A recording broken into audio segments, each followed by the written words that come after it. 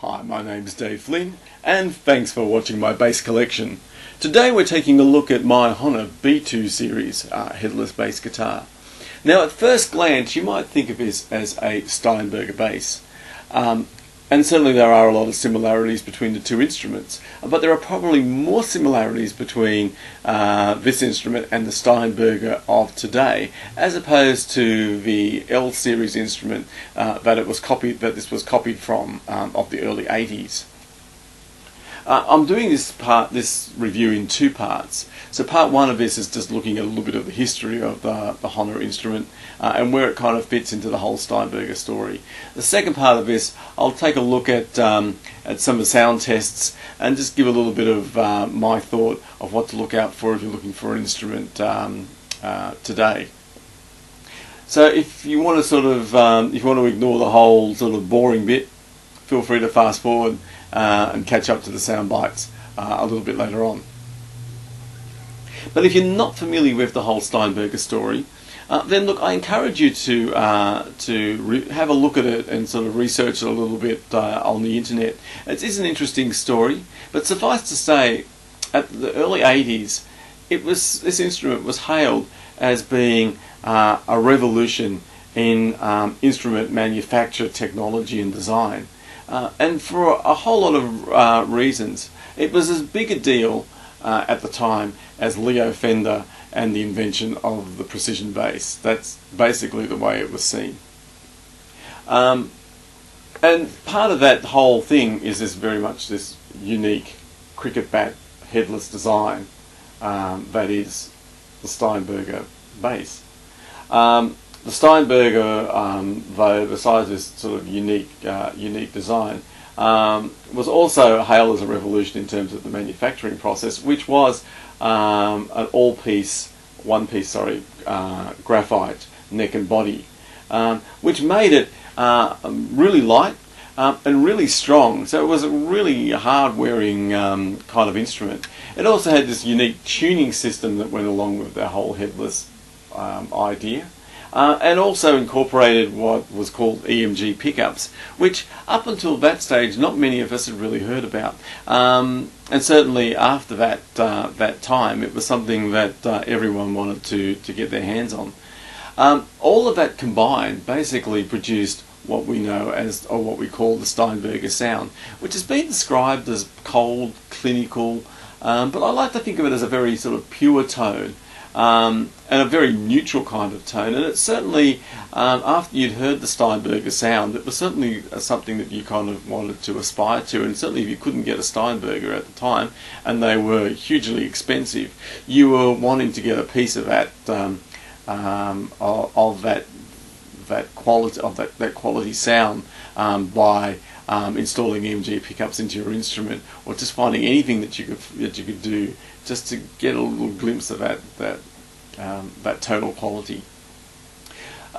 In terms of where the Hohner fits into all of this, though, in the early 80s we already had major instrument manufacturers such as Fender and Gibson, who had already been battling overseas manufacturers in terms of copying their own instrument. And Fender had certainly got to a point where sales of their own instruments had declined because of so many copies being made of their instruments, and some of those copies being made, particularly in Japan and Korea, were just as good in some cases as their American counterparts.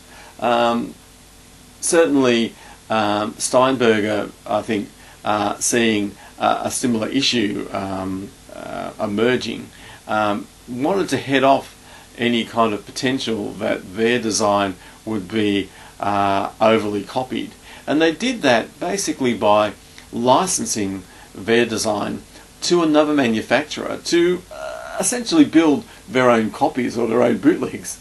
And that was kind of a unique way of going about it. And that's where the whole Hohner design and this whole B2 comes into existence. Now, up until that point in time, Hohner had been known, particularly in the US, Hohner US, had been known for making harmonicas, and had been known for making accordions, and band instruments and the odd guitar, but it wasn't sort of on a worldwide scale really known as an instrument manufacturer really until the whole B2 had sort of come around and other things that come after that. So in terms of its own construction, let's just have a look at the construction and design of it. So if you are looking at one at the moment, this is what you're sort of looking at. It is an all an all maple neck and body, and it's a through neck design. Basically, what I mean by that is it's one piece of wood from the neck all the way down to the bottom here, so it's a central core, and it's got these two wing pieces which are attached onto either side of the body, and it's cleverly disguised by this very high gloss black finish, which certainly is in keeping with the whole Steinberger look and feel and design. But on older instruments such as this one, and bear in mind that these are coming on to around about 30 years old now, some of these instruments anyway, like this one, where some of the wear is kind of coming through, you can actually probably see the gap. You can certainly see it in a good light. You probably can't see it on the laptop here. I was just trying to see if I could find a reflective space that you could see it. If you pause it, you might see it, but yeah, there is definitely some join lines there, and you can certainly see where those joins are.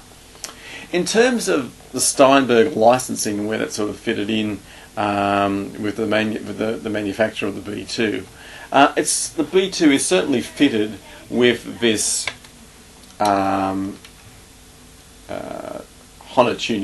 Steinberger tuning system. I should mention that this also is a rosewood fingerboard and 24 frets, so it's a full-scale instrument. The tuning system, which is a Steinberger system, sort of see there, licensed by Steinberger, it does say licensed by Steinberger, revolves around these things, which are called double ball end strings, if you can kind of see there. Yeah, better. And essentially, what differs obviously between that and the normal string is it has a ball on either end. And the way it kind of works is it dispenses with the whole headstock idea on a traditional instrument and replaces the headstock basically with this anchoring system on the top here. So the whole thing's replaced with this one little piece. Now this anchoring system means that one of those ball ends from the string neatly fits into this anchor spot here, and basically feeds down the instrument this way, as opposed to kind of a traditional instrument, traditional strings that you would do this way and up to the headstock.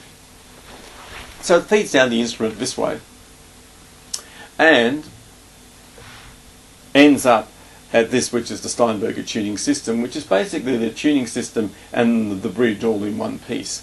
Now these 1, 2, 3, 4 things here, if you hadn't sort of really thought about it, are the tuners. And if you were to detune one of these and turn it, you'd find that after a while it would start to reveal a little drawer, what I call a little drawer, that would come out from the casing here. And that reveals a neat little spot where the other ball end of the string fits. And it fits into that just nicely. And as you start tuning up the tuner here, and these are micro tuners, it'll eventually retract the drawer and that ball end of the string, and that's what holds it in together. It actually retracts it back into the cavity of the tuning system here, and that's what holds the ball end into place. And as you keep tuning, it's what tunes it up as well, and it provides tension on the string. It's a very simple design. It's actually quite interesting that very few, or I don't know of any manufacturer that's really embellished upon that design or that system since then. And it's surprising that not more manufacturers came along or tried to utilise the design more, because it is a very fast way of changing strings, and it does dispense with that whole idea of having to cut pieces off and stick them in and then tune them and all of that sort of stuff. So it is very simplistic in the way that works. And I guess if you reflect upon it, it's kind of like the whole VHS versus beta kind of thing. Which one was going to win out in the end? And certainly, I suppose you could see now that in fact traditional strings have kind of won out over the headless system. But at the time, it was a very unique and a big deal. The other part that comes along with this whole Steinberger design, the Hohner design, is this Steinberger lap bar or knee bar, what they call them. Essentially, you need that. If you play normally, then you just fold that up and you have it just with a strap. You just play it like that. But on your lap, because it is this square design, you need this kind of like little ballast bar. And again, it's simplistic. And that was one of the things about Steinberger. It's just very simple and works. It's very functional. And it just sits on your leg and it just balances quite nicely, just like that, and works really well. And that's kind of how the licensing worked, and that's about as far as the licensing went.